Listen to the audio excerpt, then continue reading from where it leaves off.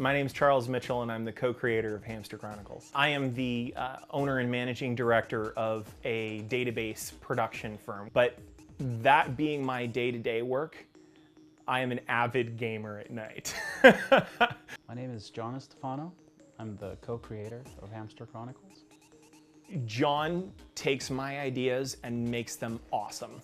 I love being part of a story, contributing to a story, maybe even altering a story in a certain way based on what I contribute. John and I have been itching to put together a game for some time. We talked about collaborating on it, and he's just as much of a gamer as I am. One day we're just sitting around with Charles, the other co-creator, and we're talking about cool things that we could work on. And he told me I have this great idea for a video game. I've always wanted to make a game. I've always wanted to be part of that production process. I had a game I used to play when I was a kid back in, I guess it was the 90s, called Oxid.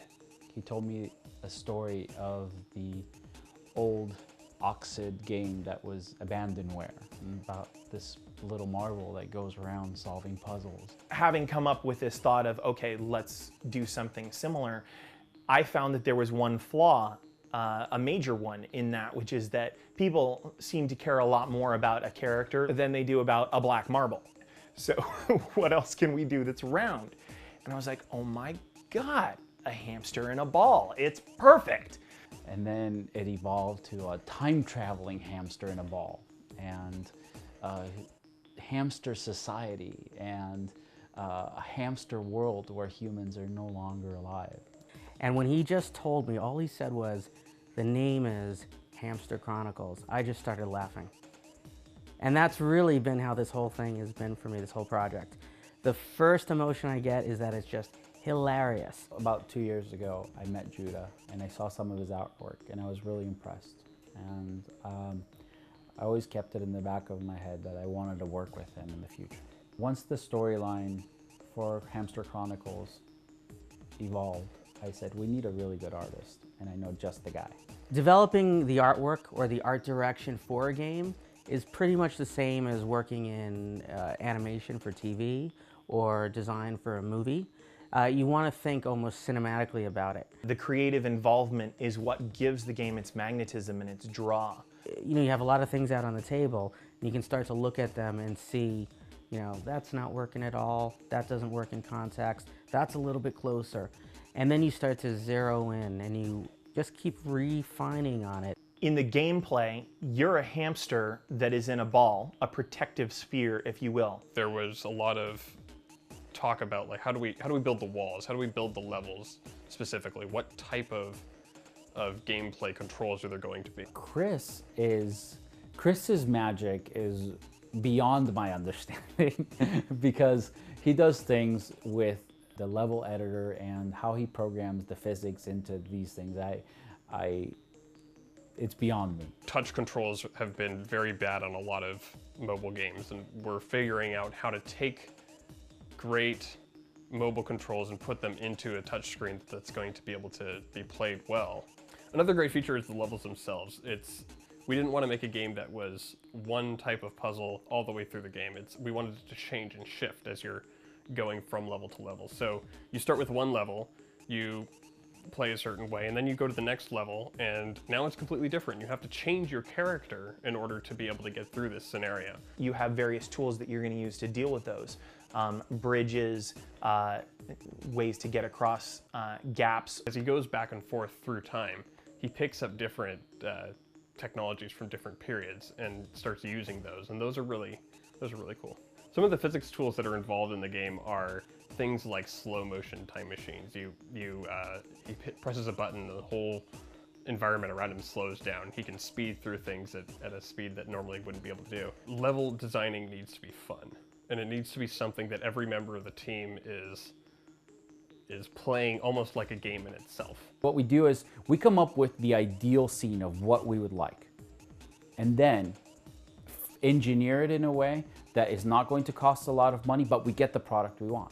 We come up with an idea. Somebody says, well, what if this happened? And he goes, yeah, this can happen this way and this can happen this way. And then we just make it happen. We have that level of talented people.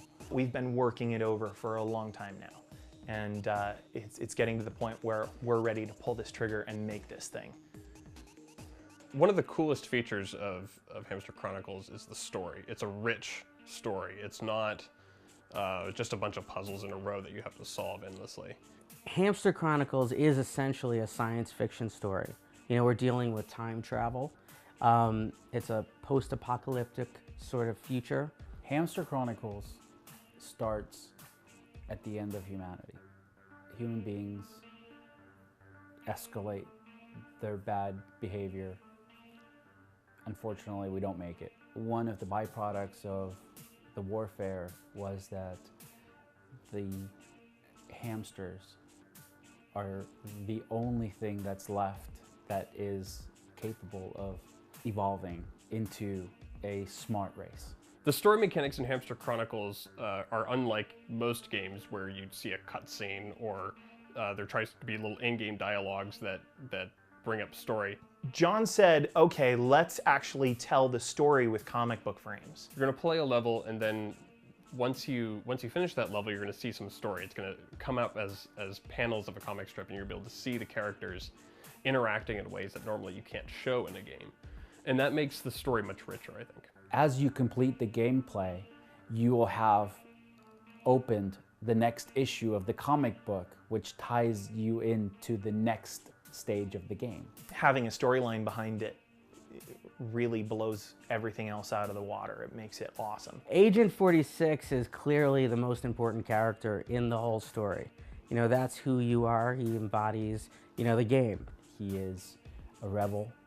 He is part of a military unit, but has very strong, he sticks to his convictions. He's very strongly opinionated, and that doesn't always go well with military type of structure. So he does what he thinks is right, and that gets him in a little bit of trouble. And basically, the establishment offers him a way out. And his way out is, you can do whatever you want after you catch Cyrus. He is our villain.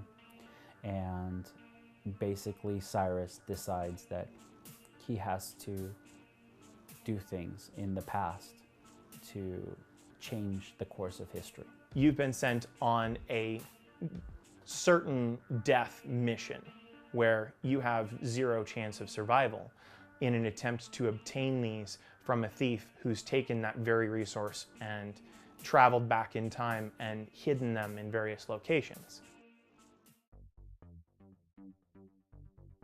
The Kickstarter funds will go directly into production. It will go into graphic development. It will go into coding. It will go into the things that it will take to put the social media aspect together.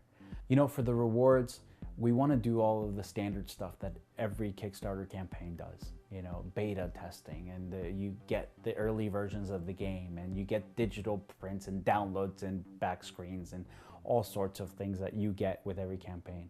But we wanted to take it one step further and really reward the people that make the storytelling of Hamster Chronicles possible. There are going to be a number of features that we make available only to the contributors of Kickstarter. So it's an opportunity that if you want to get on board, you're going to be one of the few who has those special features. Exclusive for the people who contribute to Hamster Chronicles through Kickstarter is going to be a limited edition special book of the story. I will come and give you a back massage. What we want to do is have, this will take a lot of love from whichever contributor decides to do this. We plan on setting aside 2 characters that are going to be featured in a couple of the issues that are going to be modeled and be named by these contributors. There's only going to be 2 of these available. Right now, Kickstarter is helping many creative people realize their dreams, and we want to give the Kickstarter community an opportunity to make this one of the most successful funding campaigns that Kickstarter has seen.